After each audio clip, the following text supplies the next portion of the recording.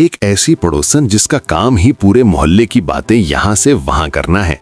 वो किसी रेडियो की तरह है जो हर घर में बजता है। शब्दों भी अपने दिल में कहती हैं, हाय अल्लाह, नसीम के घर आज फिर गोश्त बन रहा है। इतना पैसा कहां से आ रहा है इनके पास? जरूर कोई गोलमाल है। शब्बो भी फौरन दूसरी पड़ोसन के घर जाती हैं और कहती हैं, बहन तुमने सुना, नसीम के घर तो आज दावत हो रही है। लगता है उनका बेटा शहर से लॉटरी जीत गया है। अगले 5 मिनट में पूरे मोहल्ले में बात फैल जाती है कि नसीम का बेटा करोड़पति बन गया है। अभी दोपहर के 2 ही बजे थे कि नसीम के घर के बाहर लोगों का मेला लग गया।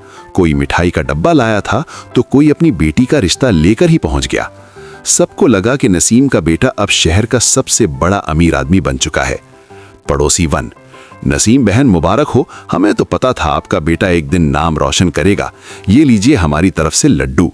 नसीम हैरत से, लेकिन भाई बात क्या है, किस खुशी में लड्डू? नसीम परेशान खड़ी हैं और लोग जबरदस्ती उसके हाथ में तोहफे थमा रहे हैं। शब्बो भी थोड़ा दूर खड़ी होकर अपने दुपट्टे में मुंह छुपाकर मुस्कुरा रही हैं।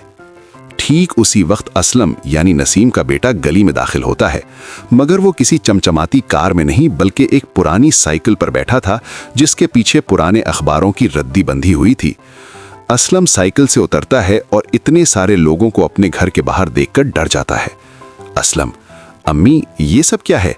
क्या मोहल्ले में कोई मुफ्त का खाना बंट रहा है?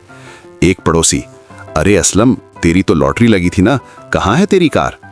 असलम हंसते हुए, चच्चा कौन सी लॉटरी, मैंने तो सुबह पुरानी रद्दी बेची थी, उससे 500 रुपए मिले तो अम्मी के लिए थोड़ा गोश्त ले आया, बस यही मेरी लॉटरी है। सब लोगों की नजरें घूमकर शब्बो बी की तरफ जाती हैं। शब्बो बी आहिस्ता से वहां से निकलने की कोशिश करती हैं। नसीम, शब्बो बी तो ये आपका रेडियो स्टेशन था जिसने मेरे बेटे को करोड़पति बना दिया। आज के बाद मेरे घर की खबर लेने से पहले अपनी आंखों का चश्मा जरूर साफ कर लेना। सब लोग हंसने लगते हैं और शब्बो भी शर्मिंदगी से अपने घर में भाग जाती हैं। तभी तो कहते हैं, अफवाहों से बचें।